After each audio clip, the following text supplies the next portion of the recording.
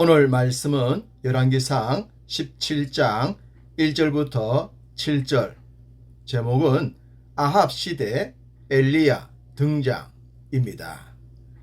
죄가 더한 곳에 은혜가 더욱 넘친다는 로마서의 말씀처럼 시대가 악할수록 하나님의 은혜도 크다는 것을 느끼게 됩니다. 그 증거 중에 하나가 선한 왕이 단 한 명도 나오지 않았던 북왕국 이스라엘의 선지자를 대표하는 엘리야가 사역을 했었다는 것입니다. 물론 그 뒤를 이은 엘리사까지 말입니다. 선함의 흔적을 찾기도 어려웠던 북왕국의 왕들의 역사에서 아합은 단연 으뜸이라고 했습니다. 바로 그러한 시대에 하나님은 엘리야를 보내셨고 엘리사까지 보내셨습니다. 우리는 이런 기록들을 보면서 왜 우리가 살아가는 시대가 이렇게도 악한가 라고 한탄을 할 필요가 없습니다. 만약 그런 생각이 든다면 이 시대에 하나님의 크신 역사를 나타낼 주의 종들도 존재할 것이기 때문입니다. 나 아닌 누군가가 그런 사역자가 될 수 있겠지만 만약 우리가 이사야 선지자처럼 나를 보내소서라는 거룩한 결단을 할 수 있다면 하나님의 그 크고 놀라운 역사와 은혜는 우리를 통해서도 나타날 수가 있을 것입니다. 시대를 탓할 것이 아니라 이런 마음으로 살아가는 것을 하나님께서 원하시지 않겠습니까? 아합은 왕이 된 후 22년 동안 다스리면서 이전의 왕들을 뛰어넘는 악한 왕이 되었다고 했습니다.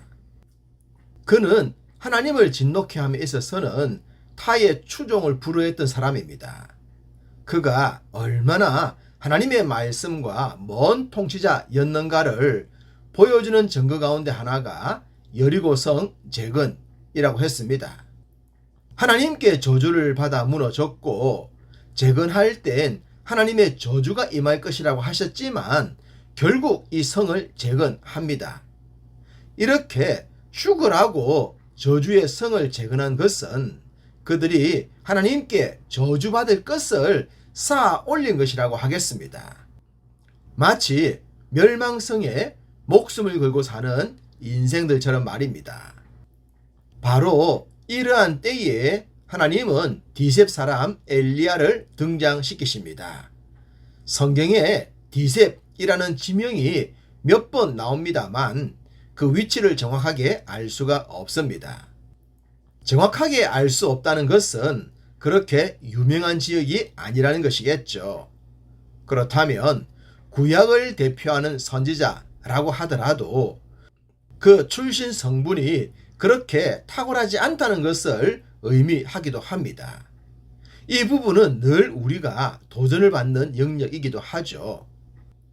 세상은 출신 성분을 따지지만 하나님은 나의 나됨만 보신다는 것입니다.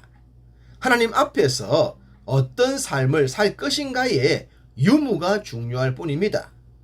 어떤 수저를 물고 태어났는가 하는 것은 하나님의 나라 세계관에서는 거리가 멀다는 사실입니다.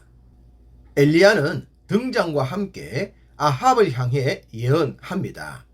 새로운 예언이 있기 전까지 수년 동안 비도 이슬도 없을 것이라고 말입니다. 엘리야가 등장과 함께 이런 쓰임을 받았다면 그는 이전부터 하나님과 깊은 관계를 맺었을 가능성이 높습니다. 모세도 바로왕 앞에 나가기 전에 하나님과 깊은 만남을 갖지 않았습니까? 하나님을 향한 확신, 믿음에 대한 확신, 그것이 있어야 사명도 감당할 수가 있는 것입니다. 하나님을 신뢰할 수 없다면 사역 또한 확실할 수가 없겠죠. 엘리야의 제자 엘리사도 스승 엘리야에 대한 확신이 선행했었습니다. 그랬기 때문에 그도 능력 있는 사역자가 되었던 것이죠. 그러니 우리도 우리 삶에 가장 중요한 것은 하나님을 향한 확신입니다. 하나님과의 깊고도 확실한 교제가 우리의 삶과 사역을 풍성하게 할 줄로 믿습니다. 아합은 사마리아의 바알을 위해, 아세라를 위해 신전을 만들었고 제단을 만들었다고 했습니다. 이렇게 아합이 섬겼던 바알과 아세라는 풍요의 신이었습니다. 이들을 잘 섬기면 농사도 잘 되고 생활도 풍요로워진다고 믿었죠. 그런데 수년 동안 비와 이슬이 없다면 농사가 가능하겠습니까? 농경시대에 농사 없이 풍요로운 삶이 가능할까요? 하나님께서 비와 이슬을 주지 않겠다고 하신 것은 아합과 그 시대 백성들이 믿었던 것과의 전쟁을 선포하신 것과 같았습니다.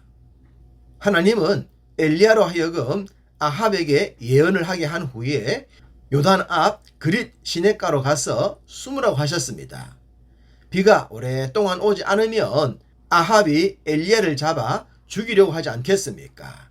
그래서 미리 대피를 시킨 것입니다. 그릿 시냇가엔 아직까지 물이 흐르고 있었습니다. 물론 가뭄이 길어지면 시냇물도 마르게 되겠죠. 하나님은 시냇물과 까마귀를 통해 먹을 것을 공급해 주셨습니다. 유대인들은 까마귀를 부정하게 여겼습니다. 그렇지만 그 부정한 것이 하나님의 도구가 되어 하나님의 종을 먹이고 있습니다. 어쩌면 이러한 까마귀를 통해 진짜로 부정한 것은 아합처럼 자신의 뜻과 의지로 부정한 삶을 선택하는 것이라고 말씀하시는 것 같습니다. 가난한 신학생 시절 경제적으로 부족함이 많았던 때에 농담으로 친구들이 까마귀 얘기를 하곤 했습니다. 부족한 것들이 누군가를 통해 채워질 때 하나님께서 까마귀를 보내셨다라고 했거든요. 하나님은 예나 지금이나 변함없이 일하십니다. 필요한 것들을 다양한 방법으로 채워주시면서 말입니다. 때론 까마귀와 같이 미물 같은 것을 통해서도 채워질 수가 있습니다. 그러니 우리에게 필요한 것은 이러한 하나님의 주권적인 역사를 확신하는 것이지 않겠습니까? 오늘도 그 확신 속에서 때론 엘리야처럼, 때론 까마귀처럼 쓰임받는 우리 모두가 되시기를 간절히 소망합니다.